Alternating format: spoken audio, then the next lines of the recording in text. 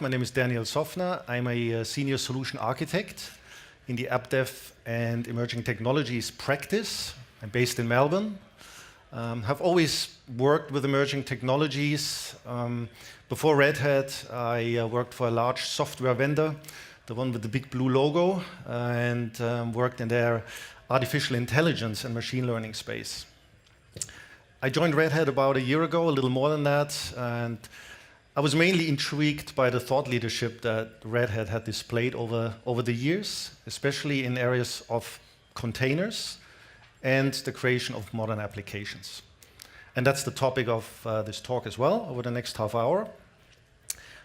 So first, let's quickly get started with reviewing a couple of the key technology trends that we've observed over the last few years. We've seen a move from a waterfall type approach to a more DevOps type approach when it comes to rolling out new applications, where development teams and operations teams are collaborating much more than before. In the area of application architectures, we've seen a move away from large and monolithic applications to applications that are driven and organized through microservices. And then when it comes to deployment and packaging, obviously one of the big developments over the last 5 or 10 years are containers. You'll be hearing a lot about that over the course of this day. And then the move to the cloud. And a lot of organizations are particularly moving to open hybrid clouds. So deciding pretty much which workloads to deploy on-premise in a data center and which ones will run in a cloud environment. So how have these key technology trends that you are obviously all aware of have impacted the way that new applications are being created? Actually quite a lot. And here we're introducing a term, cloud-native applications. So what exactly is a cloud-native application? It is an app that is specifically designed for the cloud. It can run on-premise in your data center, but the architecture is primarily designed for a cloud-based deployment. It is using microservices, so it's, again, moving away from large applications and taking a more fine-grained approach of designing applications. It's also fostering collaboration through DevOps. So gone are the days when the development teams create and build a new app, threw it over the fence to the operations teams, and then they had to deploy it and manage it in production. Automation is another big piece.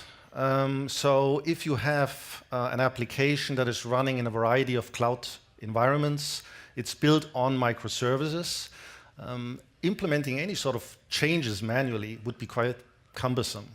So therefore, automation tools such as Ansible come in quite handy to roll out changes to your applications at a large scale. And cloud-native apps are also deployed on containers, on container platforms. So keep in mind that cloud-native applications are not necessarily only new applications. You can create existing applications or take them and refactor them to run as a cloud-native app.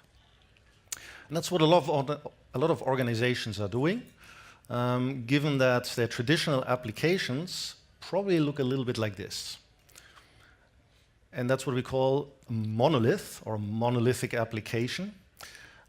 So this tends to be an application that contains a lot of functionality in a single app or block. It can contain a user interface, integration services, APIs. And it doesn't really matter which technology you're using, whether it's Java or .NET. So taking as an example an e-commerce application, online store, it has a user interface for a variety of devices, has a product catalog, shopping cart, product recommendations, reviews, payment systems, all running in one application and deployed on an application server, which will probably be quite expensive to a lot of applications and to a lot of organizations. Now, the application servers themselves have one major issue. They do not just contain the application itself. It also contains operational features to manage your applications, such as the life cycle, the deployment, or the configuration of an application.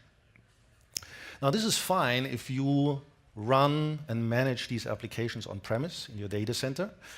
But if you want to move these applications into the cloud, and if you want to make use of some of the administrative and operational features of your cloud environments, then that would be an overhead that you don't necessarily need.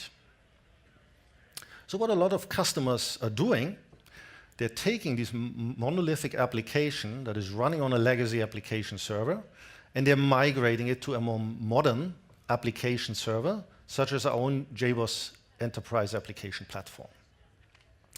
So JBoss EAP is a fully Java EE certified application server, and it has a large advantage. It has a small technical footprint, so very well suited for a cloud deployment or a cloud environment. So IDC has stated that the market for application servers annually has been growing at about 6%, but we've observed that over the last couple of years, JBoss EAP actually has been growing at about 25 to 30%. So we do see a lot of customers, a lot of our own customers, migrating their existing apps on top of EAP. And we help them with that, with our toolkits. We ship JBoss EAP with an application migration toolkit, which is based on a wind-up open source tool. So what this tool does, it pretty much analyzes the code of your traditional application, it provides a report, and it outlines steps how to migrate that particular application on top of EAP. So once you've done that, the question is now, where should that application be deployed physically? And that's where we introduce containers and container platforms. So what are containers?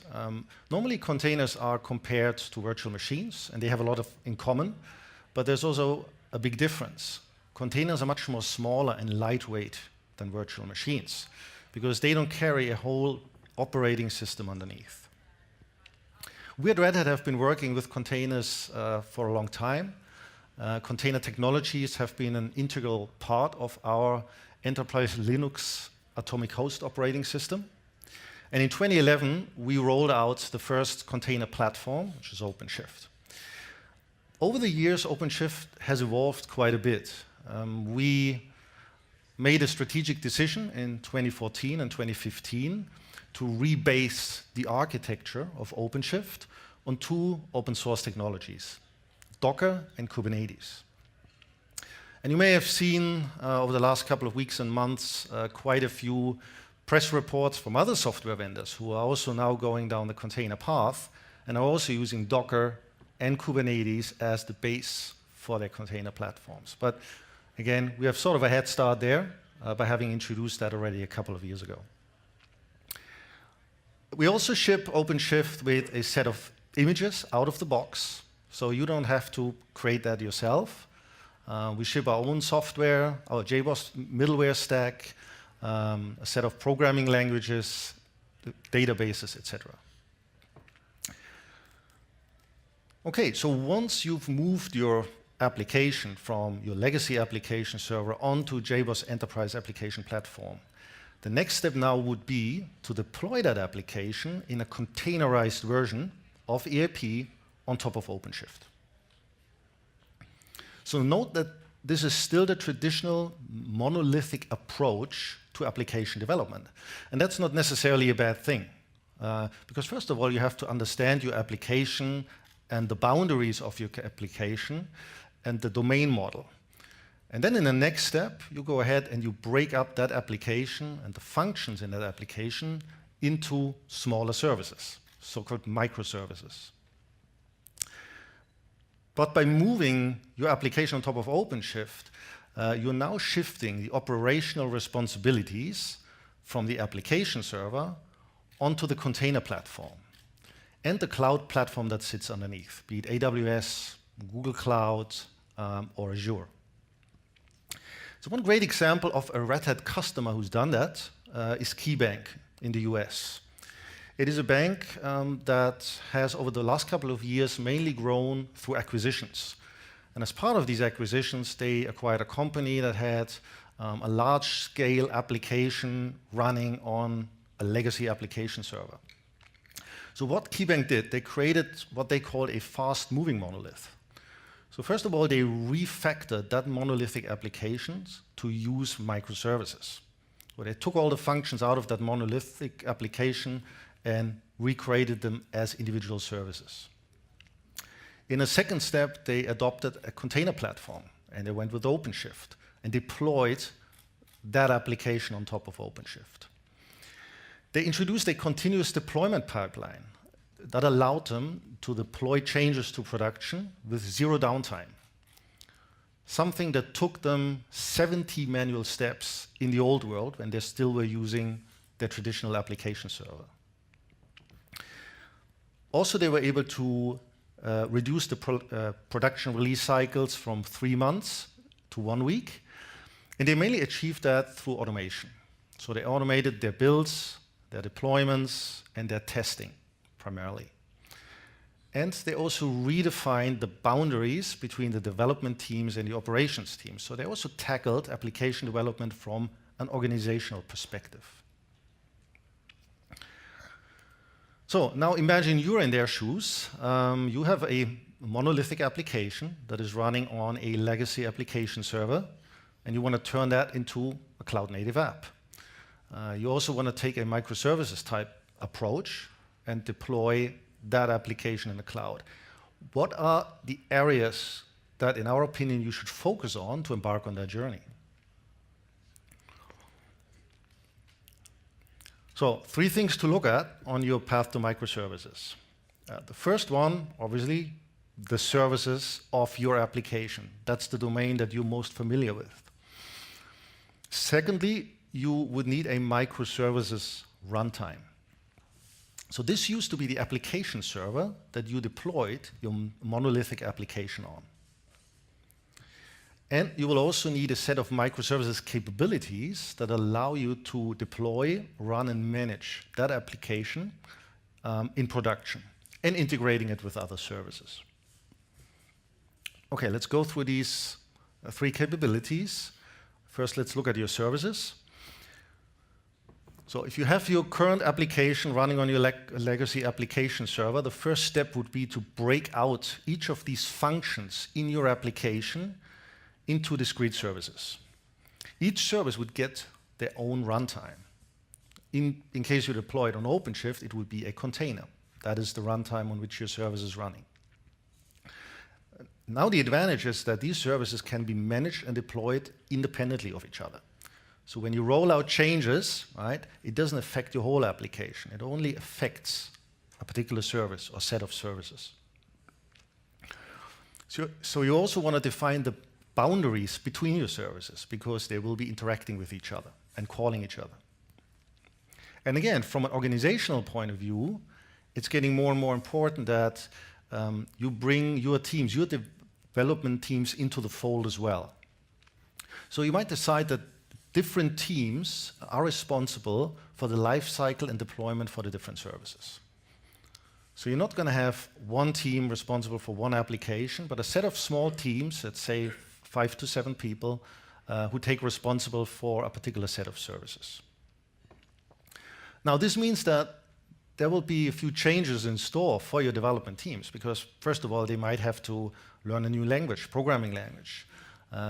It might be the first time that they're dealing with a container platform or a cloud environment. So we at Red Hat try to make it as smooth and painless as possible for you in that transition to microservices. And one of the tools that we're introducing over the next couple of weeks is a new offering called Red Hat OpenShift Application Runtimes. It is actually an offering that we announced first in May in our global summit in the US. And again, we're rolling it out over the next few weeks. So OpenShift Application Runtimes is basically an offering that allows you to take your existing monolithic application running on your legacy application server and turn it into a cloud-native app that is running in the cloud on top of an OpenShift container platform. The functionalities of OpenShift Application Runtimes are twofold. We ship the product with a set of supported runtimes on which your microservices will be running, and I'll go through all of them in a minute. Also, we have tested OpenShift application runtimes against a set of verified microservices frameworks, especially around Spring Boot, Spring Cloud, and the technologies coming out of the Netflix stack, which are becoming more and more important in the context of microservices. So let's look at those runtimes. So again, we ship OpenShift application runtimes with 5 supported environments or runtimes and frameworks. The first one is Enterprise Application Platform. So that is the same product that you may already be using on-premise for your Java EE applications. And it allows you to containerize your enterprise-grade Java EE applications and run it on top of OpenShift. The second runtime that we're supporting with that new offering is Apache Tomcat. So if you have any existing investments in Spring technologies or Spring Boot, you will need Apache Tomcat as that particular runtime to run a Spring Boot application. The third platform is Wildfly Swarm. Wildfly Swarm is based on an open source community called MicroProfile, where a lot of the vendors in the Java space have come together and are pretty much helping to bring Java EE into the microservices world.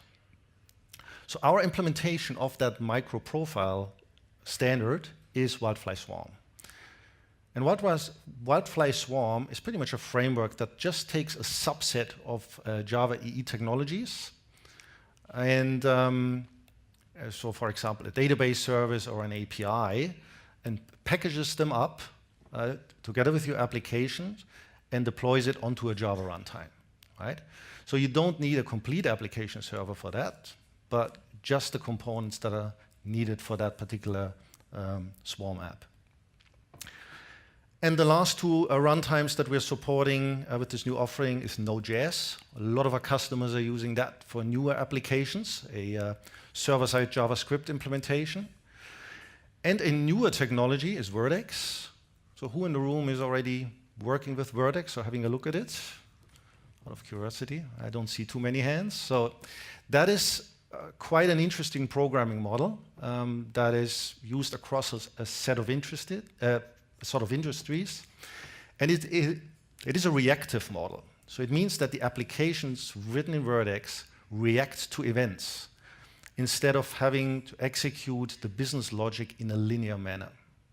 So it achieves a higher performance due to high concurrency and low latency. So definitely a runtime to keep in mind when creating new applications. Okay. So these are the runtimes that you will use to deploy your services on. Now let's look at supporting capabilities that you will need as well to run and manage your microservices in production. So there's a few things down here that you might want to look at. I don't want to go into too much details, only the main ones. Service discovery is critical because now you're going to have an environment and an application that is made up of a set of smaller and independent microservices. They need to find each other and communicate with each other, although they may be deployed in different locations or the IP address is changing, etc. So a service discovery function will become quite critical. You also want to be resilient against failure or cascading failures. So in the old world, when you had an application with a set of functions, it happened quite often. If one function is failing, it dragged the whole application to the ground pretty much. Now in theory, this can happen with microservices as well, but because microservices are loosely coupled, right?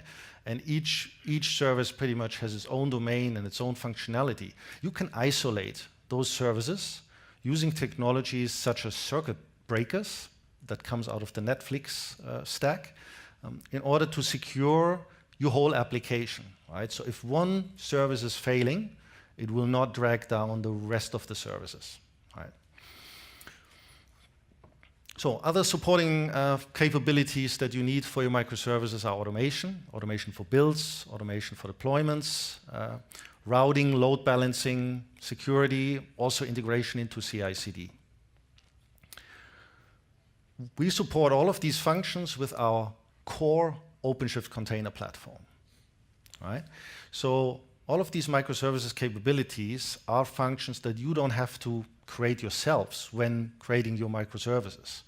But when deploying it on top of OpenShift, things like, again, service discovery, routing, monitoring, and load balancing comes out of the Kubernetes functionality in OpenShift.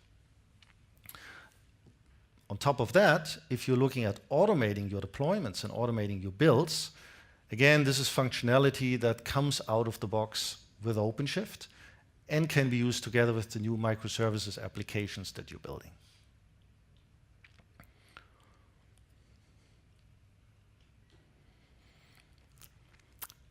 Okay, so we talked now about OpenShift as the underlying platform that support your applications and your runtimes. We talked about a new product, OpenShift Application Runtimes, which comes with a set of supported frameworks and runtimes to deploy your services and your cloud-native apps on. Now, supporting that, we do have the other stack coming out of the JBoss portfolio. So if you want to do integration into your endpoint systems using Fuse and AMQ, or you want to do API management with Freescale, or you have some use cases for data integration. You want to use our JBoss products in that space, JBoss Data Grid or JBoss Data Virtualization.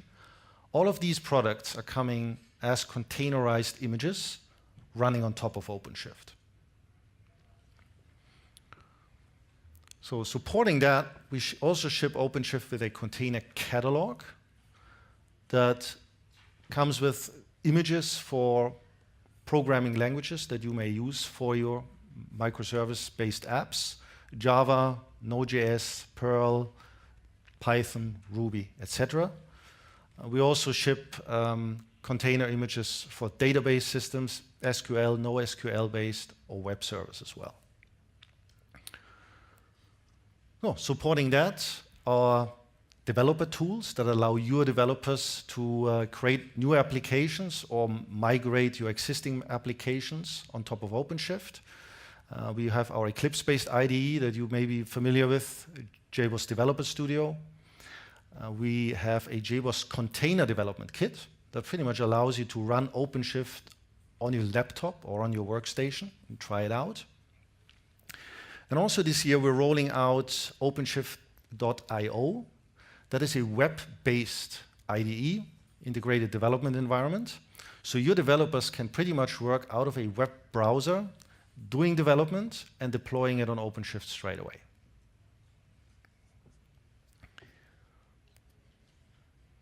So apart from the core platform, our developer tools, we also have a set of management tools. You've heard a lot about that in the morning as well, especially around the Destination demo. We heard about CloudForms that allows you to manage your cloud deployments and your OpenShift instances. We've got Ansible for the automation of builds and deployments and for testing. And we do have a product called Red Hat Insights, which gives you predictive analysis of your containerized microservices to identify any red flags or patches that you may need on your environment.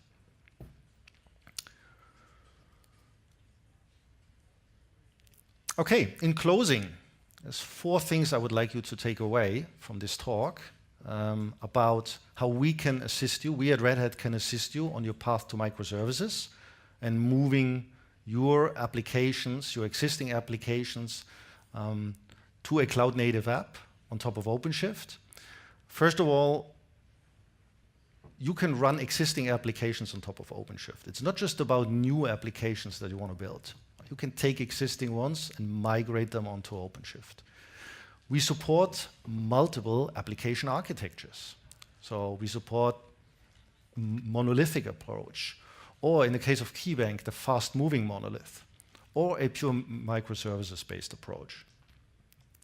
We support multiple programming languages, so you can decide whether you want to refactor some of your functions or some of your services using newer programming languages.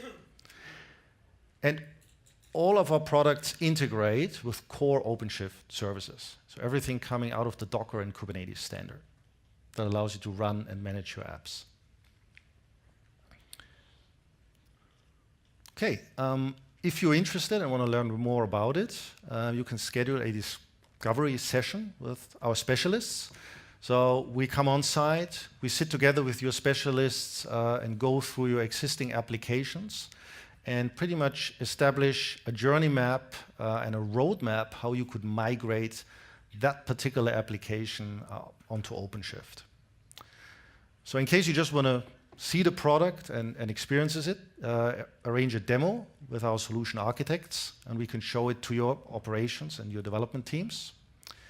Or you can try it yourself and go for a test drive. Launch .openshift.io, and you can get started right away. You have an OpenShift environment and the runtimes on top of it that allow you to try it out and trial it. Okay, that's all from me. Thank you very much for your attention, and I hope you enjoy the rest of the conference.